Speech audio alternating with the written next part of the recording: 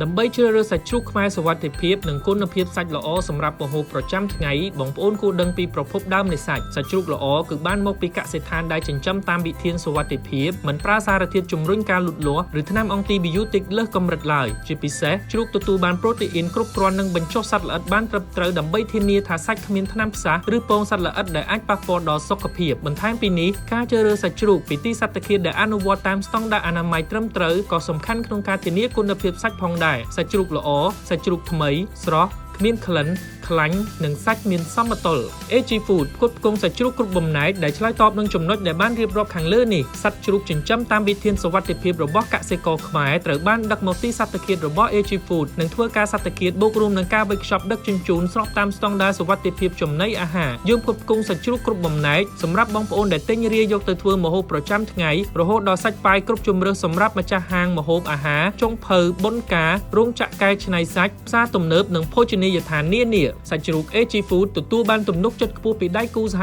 ការរហូតដល់អតិថិជនទូទៅដោយសារតែគុណភាពសាច់រសជាតិនិងសុវត្ថិភាពចំណីអាហារ AG Food ទាំងគុណភាពសាច់ជ្រូកថ្មីស្រស់ទាំងសេវាកម្មដឹកជញ្ជូនរហ័សទាន់ចិត្តយើងខ្ញុំត្រៀមខ្លួនជាស្រេចដើម្បីបម្រើលោកអ្នកទិញរាយក៏បានបោះដុំក៏បានជឿជាក់លើ AG Food ដើម្បីសុខភាពនិងផលចំណេញទំនាក់ទំនងមកយើងខ្ញុំឥឡូវនេះតាមរយៈលេខទូរស័ព្ទឬតាមរយៈបណ្ដាញសង្គម AG Food ឬអាចរកជាវបាននៅដៃគូចែកចាយសាច់ជ្រូក AG Food ដែលនៅជិតលោកអ្នកបំផុត AG Food កសិផលសុវត្ថិភាពគុណភាពល្អបំផុតរបស់កម្ពុជា